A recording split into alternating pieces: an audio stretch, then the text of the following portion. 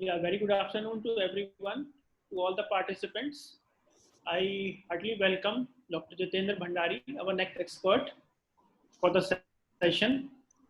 You are welcome, sir. We have made you the Thank you. co-host so that you can share at your end. And I believe this session is going to be will leave a landmark to us, as we have seen that you are in a very great profile of research areas, and you have been working into these lines which everybody today needs, as a, you can say, in the education from the faculty point of view. So we are really great to have you here, and let's have a, you can say, brief introduction of yours from our today's coordinator, Mr. Tara Rawat, ma'am. Over to you, ma'am. Can you please give a brief to the participants about our expert? Yes, sir. Thank you, sir. Thank you. Thank you, ma'am. So I would like to welcome our today's speaker, Dr. Jitendra Bhandari. And before I start the session, I would like to brief about his profile. Dr. Jitendra Bhandari, he is a trained economist under the United Nations Conference for Trade and Development Program. He is the founder of the Research Academy, a support group to help budding PhD scholar. He is also associate consultant with Global Business Consultant, a premier consultancy firm in the area of international trade and business. He is also associated with IIM Graduate School of Management as Professor Economics.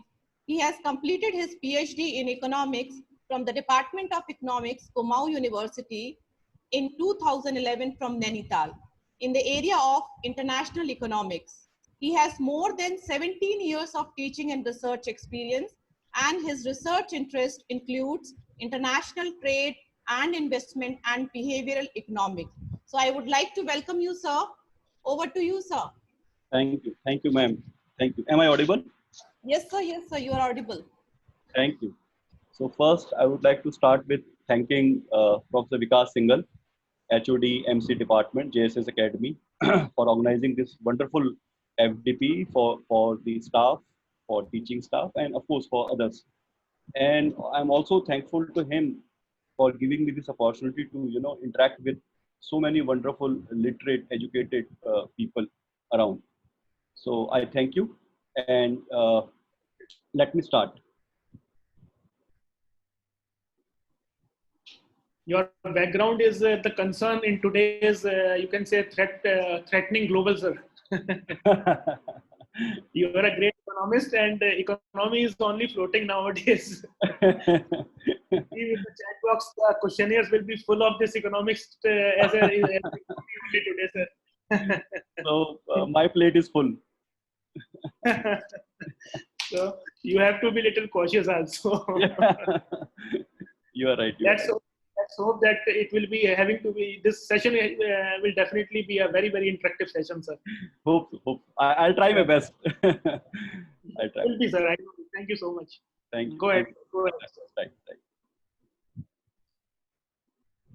So my screen is visible? Not. Yes, sir. Yeah, it's visible, sir. Visible, no?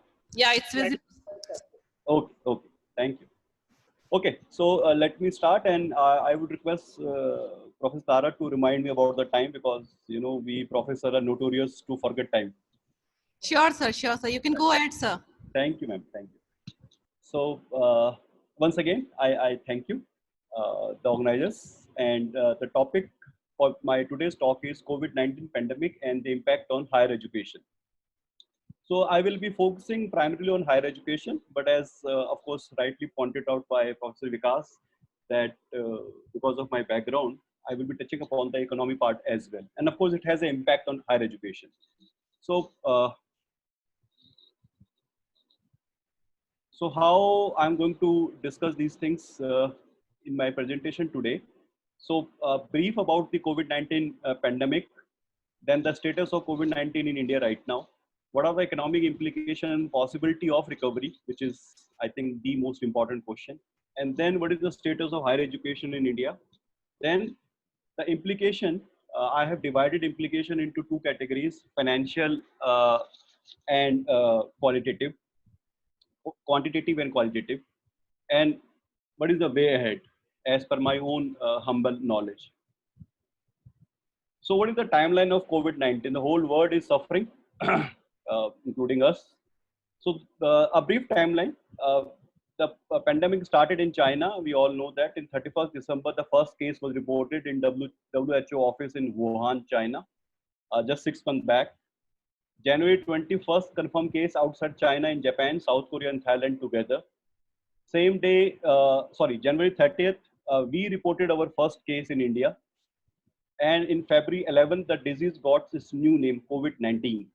On March 12th, first COVID death in India. 24th March, the great lockdown began in India.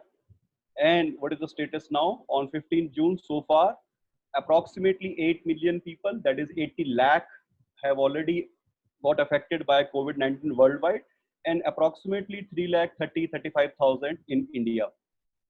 So on January 30th, we have one case, and almost 6 months after, we have more than 3 lakh cases. Just to put my point across, the first 1 lakh cases took around 109 days. The next 1 lakh, that is 1 lakh to 2 lakh, it took around 15 days. And the third 1 lakh, it took around 10 days. So we can say that this disease is growing exponentially. So that is why I am sharing these two charts with you, with the learned audience. And now I have deliberately kept these two charts. On the left hand side, if you see on your screen, this is linear graph, and same data linear graph. And on the right hand side, if you see, this is the same data log graph. So why I am showing you, of course, both graphs are showing the same number. But in media and in news, etc., you must be listening to a term, flattening the curve. So I thought, let me try to show you what does we mean when we say flattening the curve. Because if you see the left-hand side of the diagram, or the first diagram, you can't see any flattening happening there. It's all going up, up, up, And as we can see, initially it was linear, flattened, completely flattened toward x-axis, and then suddenly this is the rise, quite a sharp rise. But this is the log graph. So if you convert your data into log data, there you can see that it is now slowing down a bit. Still the rise is there. So when we say flattening the curve, this curve has to flatten. So even if the absolute number will go up, but the rate of growth should be in such a way that the graph should start looks like flattening here. So we don't know. I am not an expert on epidemiologist. So let's say probably in next 1 month or maybe in 2 months or so, it should start flattening. Today I was reading by ICMR study. They were talking about that peak will be in the month of November, which is really a scary prediction, that we are into June and they are still saying we still haven't reached the peak. It will come in the month of November, which is, let's see what happens. Not a good prediction. My next point is about virus and the economy. So what happened? Because of this virus, of course, there's a huge implication on our economy. So because of virus, we have to put the lockdown, and because of the lockdown, this is what we have. So probably first time in the history, we are going to witness a negative growth rate, slowdown in the economy. I have few data in front of you. According to CRISIL, 5% contraction, 5% contraction in GDP, that is minus 5%. And as far as SBI research is concerned, they are talking about minus 6.8%, almost 7%. And on the right hand side, if you can see here, this is the by OECD. For example, for America, it is minus 11.5%. For Mexico, minus 7.5%. For Brazil, sorry, this is UK, minus 11.5%. For US, minus 7.5%. And overall global economy will contract by minus 6%. These are really bad numbers, let me tell you. And then if we see Japan and India, it's about minus 3.7%. So most of the prediction are going into negatives now. So what happened? Basically, the virus started its journey from China, and China being an important country, economically important country. So even though we were not having this disease those days in the earlier months of this year, but still we started to have the implication on our economy, because China being the most important, one of the most important country economically, and a lot of goods, you know, comes from China, and it's an important place for local supply chain. So we already had the economic implication. But then, of course, unfortunately, the virus hit us, and then uh, it was the economic crisis, not exactly crisis. The economy was feeling the pang, but then the virus reaches to our shore, and it becomes the health crisis. Now, in order to control the health crisis, we have to, you know, we have to, we have to, we have taken, you know, unprecedented steps, never witnessed, never, you know, seen in this world before this pandemic. That is a complete lockdown of the country. Now, what makes is this a little interesting and different, because this time you have economic crisis all the time. It's not that global economy or Indian economy is facing the crisis for the first time. But the difference between this crisis and the earlier crises is that this is government-made crisis, and not deliberately. Of course, I'm not saying that they have made it deliberately, but because of the lockdown, because they have said stop all the economic activities, all the activities. So the government action brought this economic crisis. So this is a very, very phenomenal situation.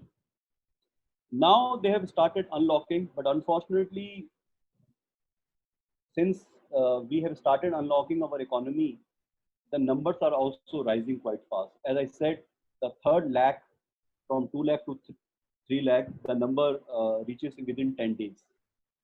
So it's a very delicate balance which every country, including India, we are facing. So what are the alphabet of recovery? Possibility of recovery, because okay, we have seen the predictions that it will go down, you know, all the downhill growth, we can say. So minus, negative growth. So is there any opportunity to recover also?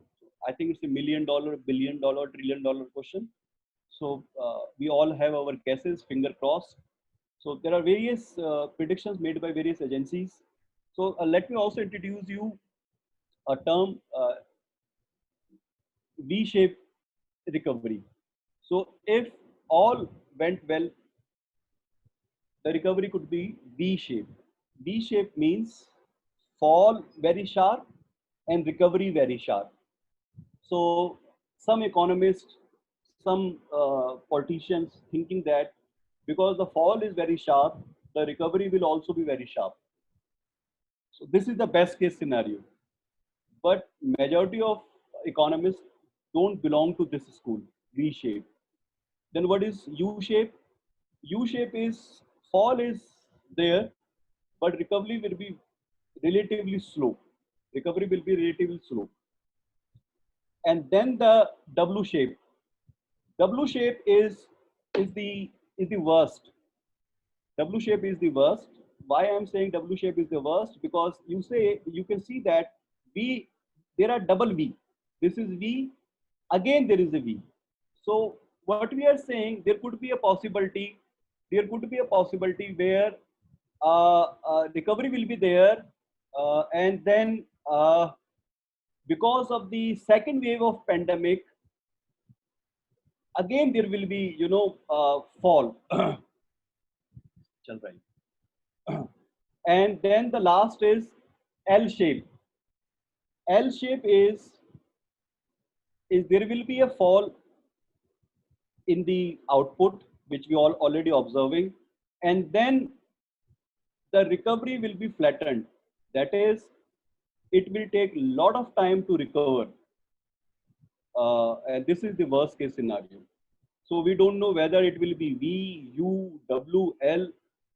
We are hoping that we will able to recover, but it will take some time. and it all depends how the virus behaves. If it strikes us again, of course, this is the first wave going on, but unfortunately, if it comes back, let's say after 3-4 months or 6 months, when we think that the worst is over, and again if it comes back, and there is a probability that it may come back. For example, China recently again they are witnessing few cases in Beijing, and they have started again shutting down some part of Beijing. Okay, so now what happened to education sector? So education, if you see this diagram, so it is got affected because of health crisis and because of economic crisis. So of course, because this is unprecedented, absolutely pandemic situation, so it has to have impact on education sector. And because this health crisis got converted into economic crisis, that is also having its impact on education sector. Now, so it is getting affected on two accounts, health account as well as economy account. Now, if you see this next chart, who are the stakeholders? There could be one or two more, I'm sure, but as far as I'm concerned, so we have the management of the institution, we have faculty, students, parents, society, and the government. All these are stakeholders of education sector. And unfortunately, as we have said earlier also, because of the health crisis and economic crisis, all these stakeholders have got affected. So faculty have got affected because of health crisis, the management have got affected because of economic crisis, the government, both health and economic crisis, society, of course, we all part of society, parents, students, everybody. So that is why this is making it more tougher as far as education is concerned. So what is the status of higher education these days? If you see the status, I have brought this All India Survey for Higher Education by UGC. This is the annual exercise, a very important exercise. So this is the latest data available for 2018 and 19. Now, if you see for 2018 and 19, there were about 993 universities, which I'm sure in last 1 year it is now 1,000 plus. So we have 1,000 plus. This is only about higher education in India. So we have 1,000 plus universities in India. We have around 40,000 colleges in India, around 4 crore, 3.73 crore, and I'm sure a little bit more now, and around 15 lakh teachers. So it's a big number. It's a really big number. But how big it is? So put things in perspective. If you see the GER, this here, gross enrollment ratio in higher education. So the gross enrollment ratio is around 26.3%. Now this 26.3% means out of 100, only 26% students are going to higher education. So is it a good number? For America, it is touching around 80. So we are around 26. The developed nations are around 70, 70 plus. So you can understand that long way to go. And we are a big country.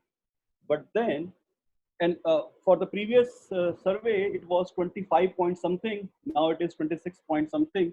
So it means there is a gradual progress. So in that way, things are good. But as I said, if we compare it with, with the developed countries, they are already 70, 75, 80.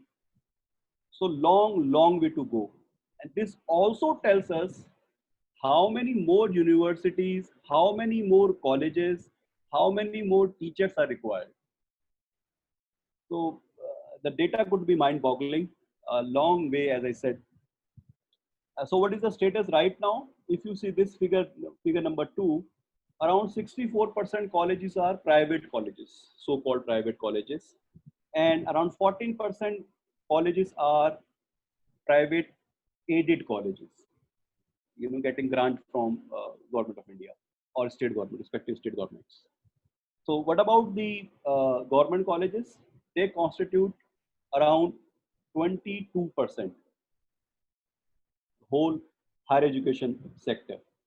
Now, if you see enrollment in private and government colleges, around 64% students are enrolled in private colleges, and that is around 45% of the total enrollment, and rest in government and private aided colleges. So again, the burden, majority of the burden with the private colleges. So this is an important data, ladies and gentlemen. We all need to look at this closely, because government has to spend a lot of money.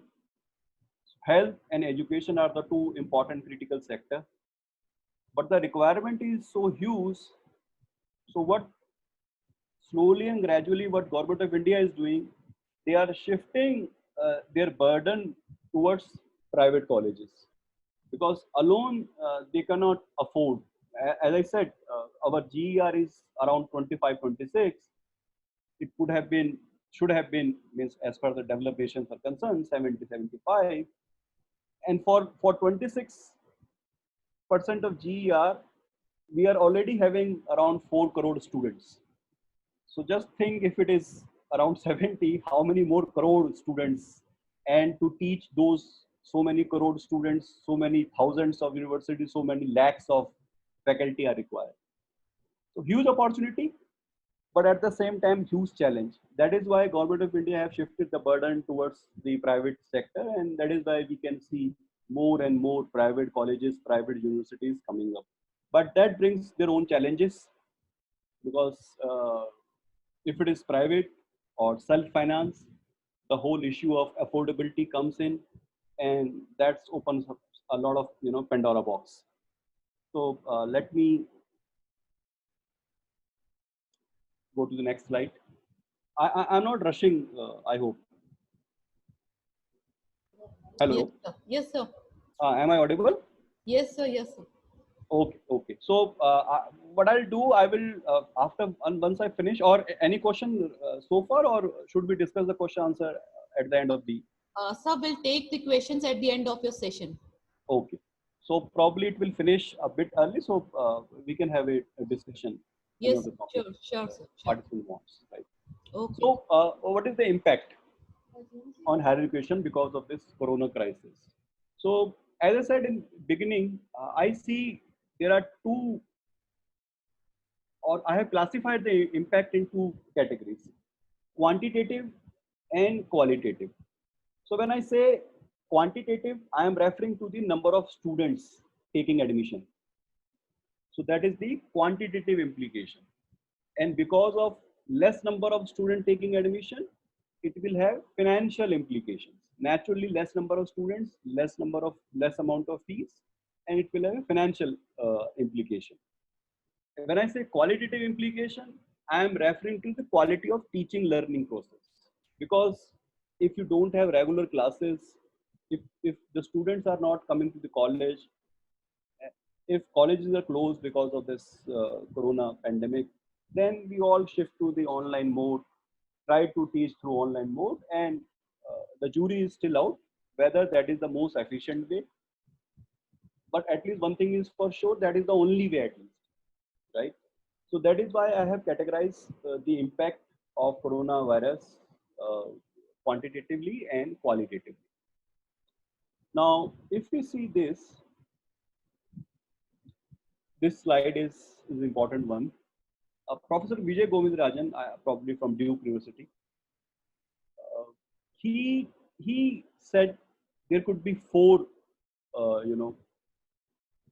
possibilities. Large scale fall. He was referring to American university system, but I think roughly by and large it is same for us also.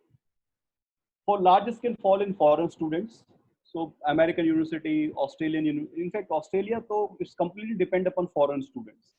Their 70-75% student comes from abroad, largely China, India, and all. So there will be large scale fall in foreign students because of this lockdown and uncertainties and disease itself. Large scale deferral of admissions. This is again important. Large scale deferral means the one who wants to take admission this year, they will be deferring their admission till the things get settled, till the things we have vaccine, or some kind of cure for this virus. So there could be a lot of deferrals in admissions. Students reluctant to pay the same fees for online education. I'm sure a lot of senior members sitting here listening to this webinar, they will agree with this, that this has already started even in India itself, right? I was reading somewhere that some student in Harvard, they have already filed a case in court that why they were charged for same fees if they are not getting the same education. Because online education, again, from the student point of view, is not equivalent to the offline education. The kind of experience they have, they go to Harvard, Yale, JSS, IIT, IIM, or any other college for that matter. So fees is going to be a big issue. And then fall in executive education program. Executive education is a big source of revenue. And please understand, now I am largely focusing right now on the private sector, because for government, we know that government will provide the resources like they are providing so far. So fees is not an issue in government university, right? And if fees is not an issue, then the rest of the issues largely taken care of. So this is more for the private sector, private education institutions. So a lot of private education institutions, especially those who are into business school model, MBA and all, so they get a lot of revenue from executive education program, FDP, MDPs, they call it, like ISD and IIMs. They got a lot of revenue from that. But then they are going to take a big hit because, of course, the health crisis, and then, of course, the economic crisis. Now, please understand, I want to bring your focus once again into these two things. So, we have a very interesting issue now. So, we have health issue and we have an economic issue. And unfortunately, both are playing together. But, what we need to understand, for example, suddenly tomorrow somebody declared that there is a cure now within a month. But that cure immediately will not solve the economic issues now, which has erupted. It will take some time. So even if the corona goes away, hypothetically, even a month time, the economic impact will not go away. That is what is making it worse. And of course, corona is not going away in 1 month. On the other hand, suppose even if I have the money, not everybody is impacted equivalently. Even if I have money, even if my economic condition is good, suppose I am into pharmaceutical business, so okay, some others are suffering, but at least my business is good. That's fine. There could be some possibility, there could be some sector in the economy, there could be some profession in the economic system where even in this pandemic, they are earning well or they have good sound money. But because of health, they won't come to the universities or classes because of the health issues. I hope you're getting my point, what I'm trying to convey. So even if I have money, I will still reluctant to join a college, especially far away colleges. And of course, because of the health crisis, my economic condition is bad. So even if the health crisis improves, I still may not be able to join a college because my economic condition doesn't permit me. So that is why this is a little dangerous for the private education sector.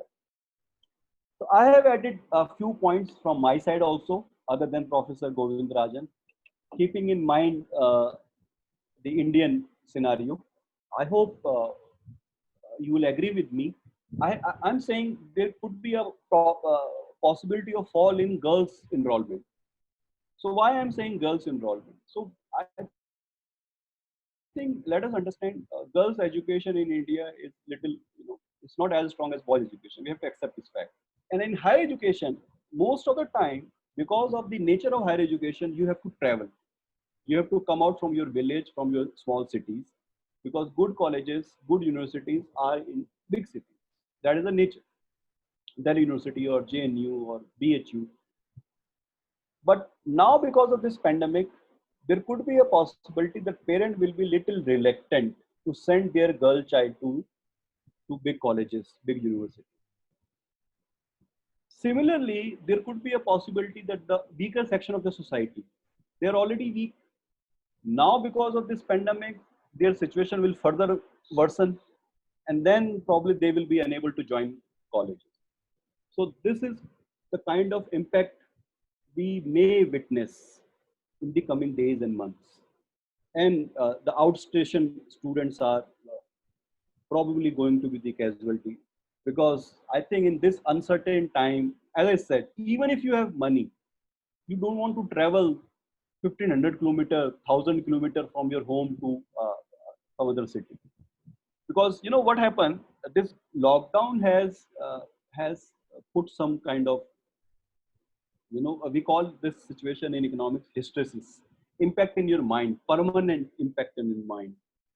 So that there could be a lockdown, and there could be a situation where you can stuck. And we all have horror stories where we have witnessed, we are seeing on TV and etc., how migrant people walking across. And even if we don't talk about migrant people, otherwise also, daughters stuck someplace, father stuck. I know a person, personal, not exactly friend of mine, but I know him. So he got stuck in Nigeria for 75 days. His family is in Dubai, wife and children in Dubai, and his parents are in Delhi. So after 75 days, somehow he got a plane, I think Government of India through his Vande Bharat model of his rescue mission. So he came to India, Delhi, after 75 days. Now he is with his parents for 14 days quarantine, and then he may go to his family in Dubai, but provided that there is a flight between India and Dubai authorities are allowing those flights to operate. So probably 90 days or 2 months or 3 months or 4 months. These are, so these kind of experiences put some kind of impact in our mind. So there will be impact on outstation students. So this is my understanding. So what is the way ahead? I am calling it TTT, triple T approach. This is now I am talking about within the organization. Probably I will shift my focus to outside the organization also, but right now I am focusing on within the organization. So what is a triple T approach? Transparency, trust, and technology. I think transparency is very important. We need to be transparent.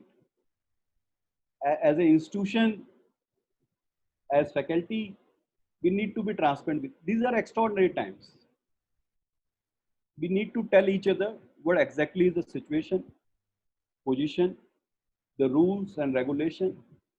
Now, for example, I'm not making it political. I'm just giving you an example. So we have a situation in Delhi and probably in UP also, I'm sure. So whether one can go for test or no test, home quarantine, or in some other government provided, because there is no transparency. Communication has collapsed. So people are not aware exactly what they are supposed to do. That brings me to the next T, that is trust. I believe among all the T, this is the most important T, trust. We need to trust each other. There has to be trust between faculty and institution. There has to be trust between student and institution. I have seen a newspaper report where students are filing cases against the organization, going to court or on Twitter and all those things, on for various things. There has to be trust between student and faculty. We have to have trust for our safety and well-being. The whole business model is going to be based on trust now. This is my understanding. If you see a business like Zomato or Swiggy or Ola or Uber, now they are completely depending upon one word, that is trust. So I think as a society, we need to create trust. And of course, technology. Thankfully, among all the variables, technology is one variable which has helped us a lot, whether it's in case of education, online education, Arogya Setu app for health, or all those things. Through technology, we are in touch, able to do most of our work while sitting at home. Not all of us, and not all kinds of things you can't do at home, but still, somehow technology is able to help us. So if these three things will work together, this will bring the transformation, desired transformation. So I believe that this triple T approach is the way forward: transparency, trust, and technology. Now, this is probably my last slide. I think we have some time left, so we can utilize that time to discuss, question answer. So Zoomification of education. I'm calling it Zoomification. So I am just touching upon this this aspect. So what happened because of the lockdown? World over, immediately the education sector shifted to Zoom. I'm calling it Zoom. Then we have now Google Meet and Microsoft Team and all those software available, Cisco WebEx. But Zoom being the most famous one. And right now also we are using Zoom. So I'm calling it Zoomification of education. Is it the best solution? The Zoomification. So there are, as I said, jury is still out. There are advantages and there are limitations. So because of Zoom facility or software, similar software like Zoom, convenient, immediately while sitting at your home, laptop, mobile, immediately, and it's free. Most of the time it is free. That's why I have written cost effective. Flexibility, you can record, you can pause, you can do various things. Convenient, cost effective, flexible, and it was a quick alternate. ऐसा नहीं हुआ that because of the lockdown or because of this unprecedented situation, we had to sit, we have to wait, we have to think, we have to form committees, and then after 2 months some kind of result was come. I think most of the organization within 10 days or so able to shift their teaching on online platforms. So that one can say these are the advantages. But then the limitations. Is it the best way to impart knowledge? Can we see the emotions or just the picture? And those picture or those videos most of the time switch off mode, so we can't even see the faces. What about peer learning? The friends, when they sit next to each other in classroom, we all remember those days. Going to Harvard University is same as attending Harvard University webinar? Probably not. So I think environment is equally important. The holistic environment, the wholesome environment, the buildings, the lawns, the canteen, that cannot be substituted. So in economics, we say substitute goods and complementary goods.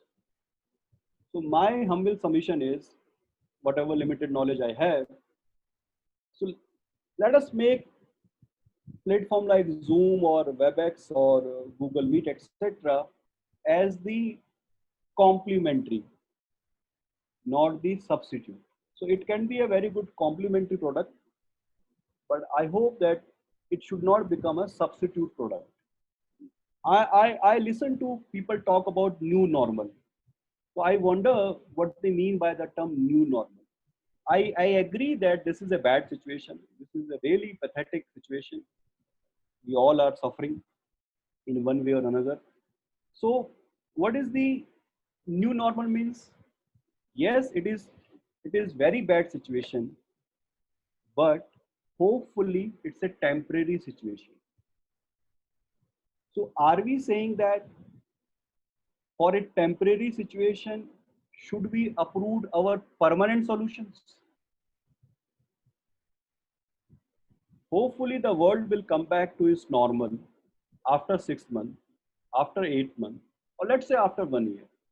So does this mean that for this temporary problem of 6 months to 1 year, we should be, destroying or changing, uprooting everything what we have made in last 100 years, 200 years, 300 years? I don't think it's a good idea. Yes, we should learn the lesson. So one good thing has happened. I sometimes give the example of demonetization. So again, I'm not going into the economics and politics of that, just to relate the point. So because of demonetization, it has a push as far as online payments are concerned, digital wallets are concerned. So Paytm and Google Pay, etc. are concerned. Okay, that was the outcome. But and in a similar way, I think, including me and I think most of us, had it not been the corona, we would have continued with our own way of teaching chalk and duster and board and blackboard and whiteboard, and probably would not have shifted to Zoom and all. But this corona has pushed us to shift, and it's a quite steep learning curve, and that we did within 10 days to 15 days. So in that way, it is a good learning experience. But hopefully, once the things will come back to its normal, so we should go back to our original model with inputs from uh, this current model and make a hybrid, taking best of both worlds. This is my understanding as far as zoomification of education is concerned. Infrastructure, I have pointed out point number 4, infrastructure. I think we need to remember that we are still a developing country. Uh, Not everybody can afford a good mobile phone, a good internet connection, and internet connectivity is not same everywhere. So that we need to remember. As I said in my previous slide, a girls student and weaker section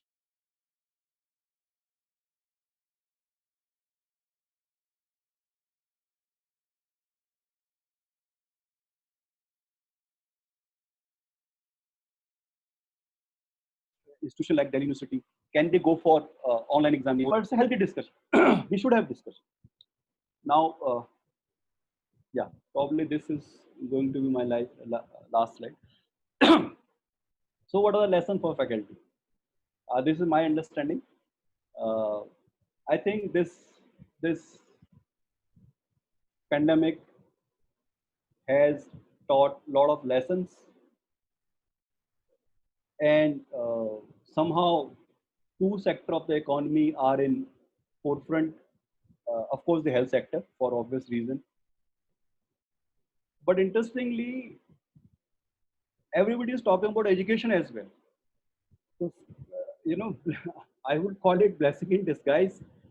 So earlier, the poster boys were IT sector in the economy, right? So where are you working? What are you working? So if you're working in IT sector, then only you're working. Otherwise, you are useless.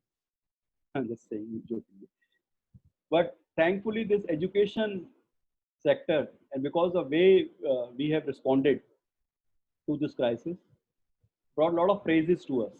And the credit goes to the institution, credit goes to the faculty member. We must compliment them, we must thank them. And that is why everybody is talking about education apart from health. So what are the lessons for faculty member here? Uh, Commitment to learn. I think as a faculty, we need to learn. We need to learn new things. There is no alternative to this. reskilling ourselves. So this pandemic has uh, told us that we need to reskill ourselves. If and I think most of the faculty members were able to reskill. As I said, had it not been this pandemic, we would have taken some time to reskill ourselves, but it forces us. But please remember, it will not stop here. You need to constantly reskill yourself, even after this pandemic. And you can do it. This is what we have learned from this crisis. Communication, I think this is going to be a important thing, because now you are communicating through electronic media, through Zoom, through mobile phone. So we need to develop that art also. Leadership, you are going to be the leader of your environment. So these skills, gone were the days when you were depending upon the top leadership. Everybody has to act like a leader. Online teaching, virtual teaching, this is part of reskilling. Then I would like to put focus on two methods of online teaching, which is flipped classroom and blended teaching. I'll just take 2 minutes on this, and then I will stop, and the forum will be open for the question. Flipped classroom. So what is the meaning of flipped classroom? This pedagogy was available earlier also. So in what happened in flipped classroom, that a student become teacher and teacher become student become teacher and teacher become student. It means you will give a topic to a group of students, depend upon you, depending upon the class size, and they will prepare the lecture, and they will deliver the lecture as if they are the faculty member, and their peer, they will review their performance. You can try it. It's a great learning exercise. I have done it in my classes, and believe me, most of the time, student will surprise you. And there are theories, there are evidences that tells us that students learn more through flip. Of course, you cannot have flip classroom throughout the semester, but not a bad idea to have once in a while. Then blended teaching. So what happened in blended teaching? I think this is more related to our current issue. So what happened in blended teaching, that you take some part you teach, and some part from online medium, through internet, through Google, or through YouTube and all. So online lectures. So you make a blend of both. So some topic directly you will not teach. It will be based on some EDX or some other platform. And some part you will teach. So this is known as blend of online and offline both. With this, I would like to end my presentation, but just a last thing I would like to emphasize upon. I think let us remember one thing, that what we did in last 2 months after the lockdown and all. Let us not get confused ourselves that we were doing online teaching. Online education have different connotation. Please understand. What we did, we shifted our regular classes on Zoom. So there is a difference between complete online teaching and taking class through Zoom. They are not equivalent, they are not same. Online teaching has their own requirement, the pedagogy, the assessment, the teaching philosophy. It's different. It's an independent world of its own. So let us not confuse ourselves between the two. So with this, I request you, please take care of yourself and read as much as possible. And one thing I can, please reskill. That is for sure. You need to reskill yourself. You need to update yourself. And thankfully, these days there are a lot of platforms available which are helping. So as I said, one good thing that happened to education sector, suddenly it is the focus of media, scientists, technologists, all those. So all of them are there now to help us. So take advantage of this situation. And thank you. All the best. With this, let me hand it over to Professor Tara. Thank you, sir. Now I would like to take few questions which are raised by our participants. So Dr. Rajashekhara, he has asked that economic growth are the functions of health and economics and all. So his question is about health parameter, that WTO is promoting global health trade under M1, M2, M3 and M4 modes. So this is most important for global healthcare and save people from health hazards like COVID-19. So in the light of this, could you explain the role of AI or machine learning in promoting trade in health service or online with software industry? Over to you, sir. Yeah, can you repeat the name of the person? Dr. Rajashekhara. Thank you, Dr. Rajashekhara. You have asked a very pointed question. So let me try to handle this. So probably you are referring to the trade in services. So the bad news is trade in goods have affected because of this pandemic. We know that. But trade in services can still go on. And just to put things in perspective, if I tell you, in last few years, if I remember offhand, our trade in goods have gone down, growth in trade in goods comparatively. But as far as trade in services are concerned, it has gone up.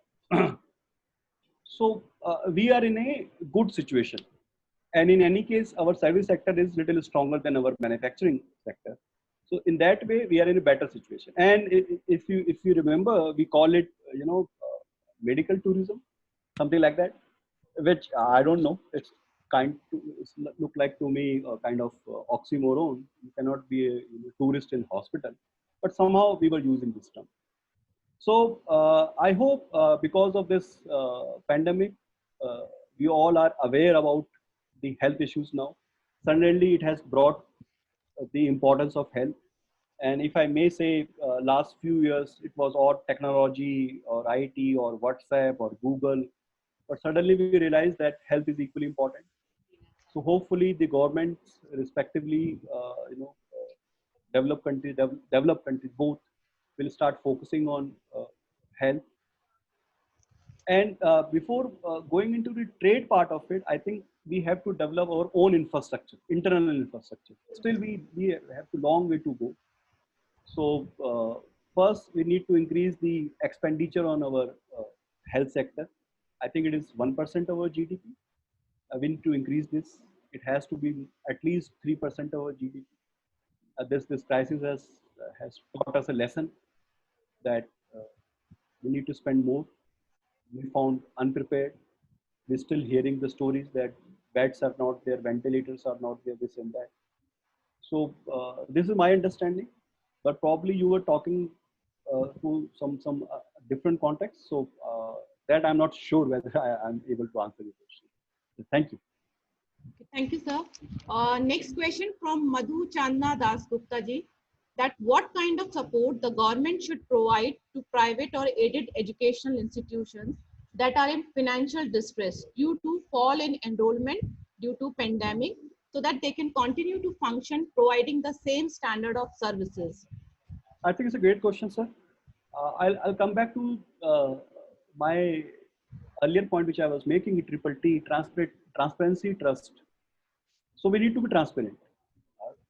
Both the management of the private colleges and the government of India or the respective state government. We should know exact position of the balance sheet. And yes, it is the responsibility of the government of the day that they must provide. For example, in many countries, especially in Europe, they have, they are now compensating for wages. I think 70-75% of the wages of private sector now been given by the government sector, by the government of that country. I think in the UK it happened and other developed countries as well. I'm not sure whether we can do this in India because of our limited resources. But having said that, there must be some kind of support, which unfortunately so far has not come to the education sector, some tangible support. At the same time, as a staff, as a member of that institution, it is our responsibility also to understand the situation and to be ready for some kind of temporary salary cuts, or if not cut, kind of moratorium.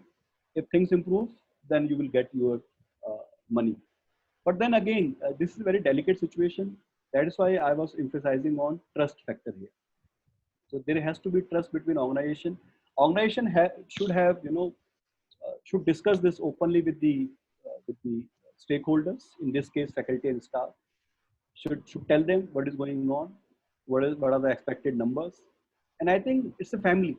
So if a crisis is coming to a family, so being part of family, we should be together helping each other. So I think that is the way. And yes, there should be some kind of support, tangible support from government. It is required. It is really required. Thank you. Next question from Shobha ji. She is from JSS Technical University only, JSS Academy only. So she is asking how this pandemic affected the school students and their career decisions. Okay, good. So Shobha ma'am, again, I would request you not to change too many things, your understanding and all. So please remember, hopefully this is going to be a temporary phenomena. Bad phenomena, but a temporary phenomena. So let us keep our values, our understanding intact, and let us not change too many things around for this temporary phenomena. But yes, every crisis tells us, teaches us a lot of things we must learn. I think in lockdown, for example, we all learned that we can live with it with little less money also, right? So this is the kind of lesson. So there are things which we used to spend, and then we realize, without spending there, we can still survive and probably save some amount of money. So saving is a virtue that can be taught to your children. And as far as career is concerned, so everything will be reopened, everything will be as usual. Just to put my point across, so in 1918 there was plague pandemic, and around 50 million people died in that pandemic. 50 million, I'm saying, right? And 5 million in India alone. But till this year, nobody was talking about that pandemic. So it's a human nature. We forget and we move. But yes, we should be more careful about our health. We should be saving some money. And if career is concerned, then I think health is a good option these days, if he or she is in class 12th. Thank you. Thank you, sir. One more question I would like to take from Biplab Bishwas. He is asking that online education is really flexible in India. Is online education? Is online education really flexible in India? Okay. So I think this is what I said. So probably what we are calling online education is not online education. This is just a transformation of classroom into online world. Online education has its own nuances, has its own, do's and don'ts, and methods and pedagogy and curriculum design. It really required a lot of training. So this is what we haven't done. So our pedagogy, our curriculum was same, our assessment was same. Suddenly we took it online. So there is a difference. So if you go real online education, if you see their syllabus and all, they are different. So that we need to learn, we need to remember. So next time, for example, for next coming session, you are designing a course. Then you need to remember that you are designing a course which is to be delivered through online medium. So the quizzes be accordingly, the questions will be accordingly, the assessment will be accordingly, the delivery will be according to that method. So the confusion is between teaching through Zoom and online. These are two different things, and we are still learning. So yeah, so I don't think we are that flexible in India. And by the way, it requires a lot of infrastructure as well. I was mentioning somewhere in my previous slide, the infrastructure, huge infrastructure is required, both from institution.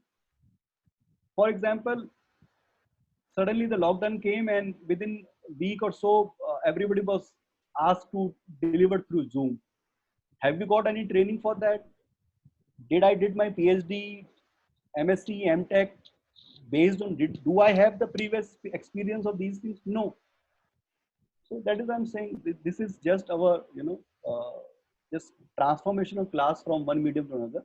Online education is a different thing, and there's a lot of things required for online education. Thank you. Thank you, sir.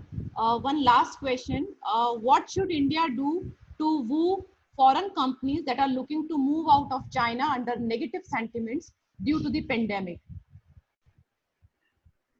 So my professor told me, when I was doing my PG, one guru mantra: capital follow profit. It's as simple as that. So capital को जहाँ profit दिखाई देगा वो वहाँ आएगा. So अगर आपके देश में, in your country, if they see that there is a chances of profit earning, they will come to you. Otherwise, they will go to Vietnam, they will go to Belgium, they will go to Pakistan, whatever, right? So you need to give them an opportunity so that they can earn profit. The problem is in our mindset, somewhere we treat profit as a negative thing. Profit is not negative. Profit is a positive thing. Every organization strives to earn profit only.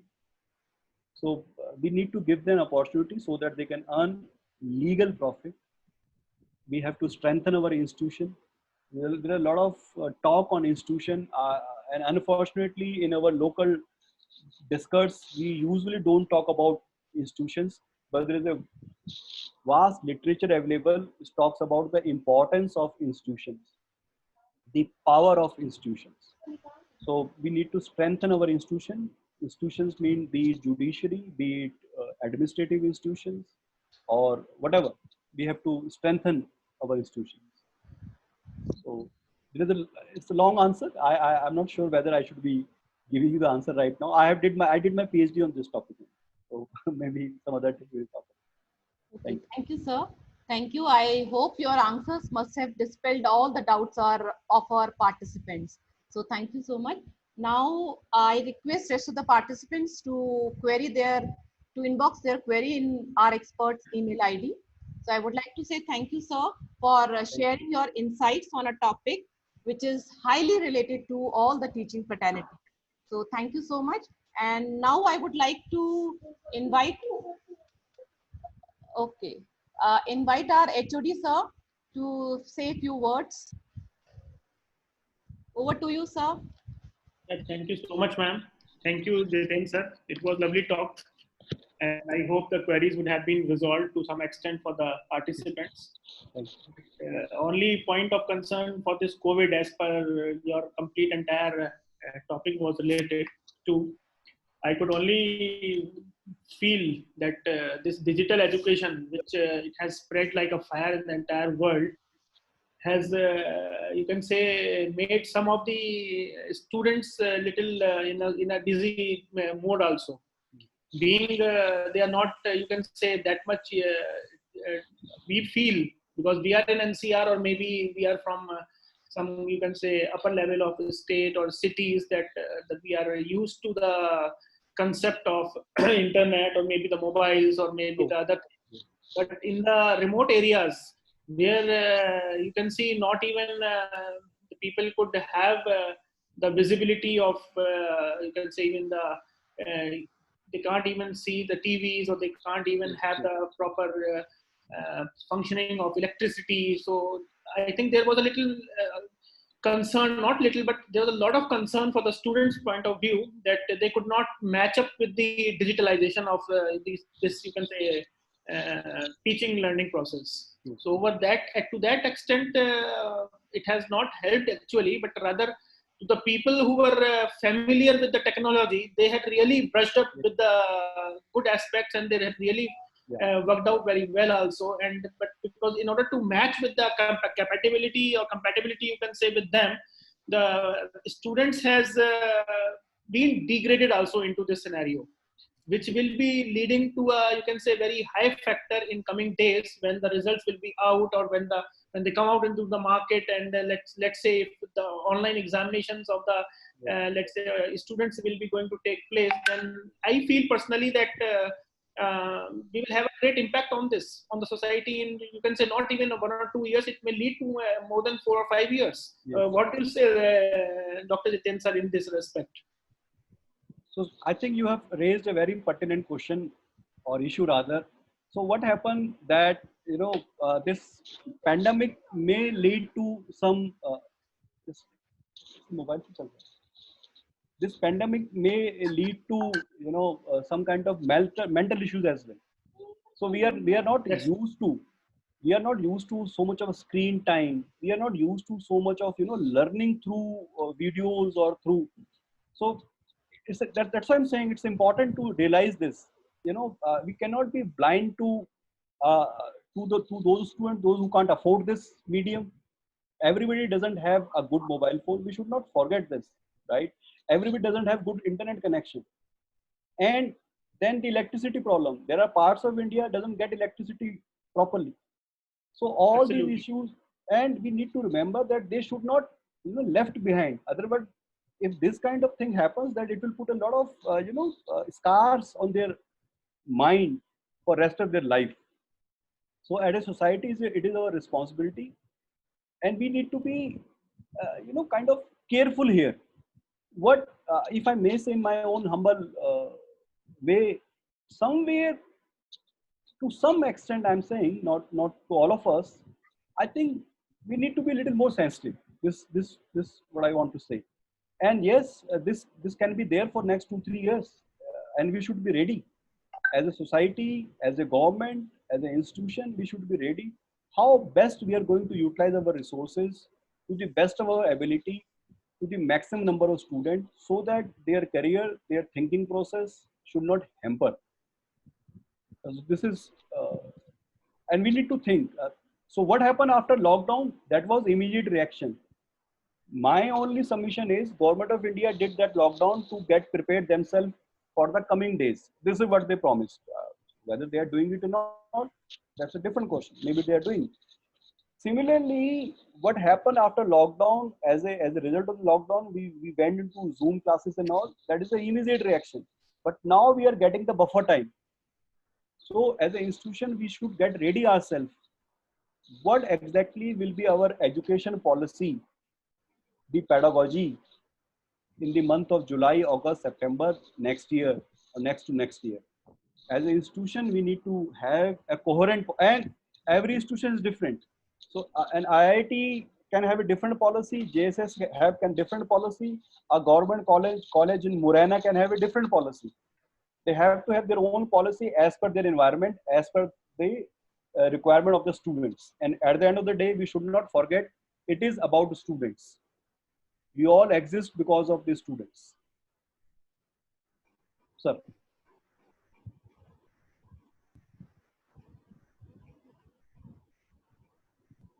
Yes, ma'am. Hello. Hello. I think the network has been down a little.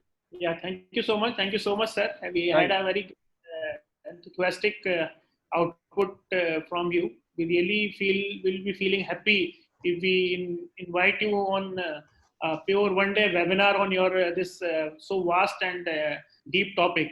I really thank from the entire management of JSS Academy of Technical Education, Noida. Thank you. And I also thank Tara Rawat ma'am for inviting you and suggesting you as a great speaker of the day for this International Faculty Development Program. Thank you so much, sir. Thank you, sir. Thank you, Tara. Thank you. All the best. Thank you so much. Thank you, sir. Thank you, sir. Please take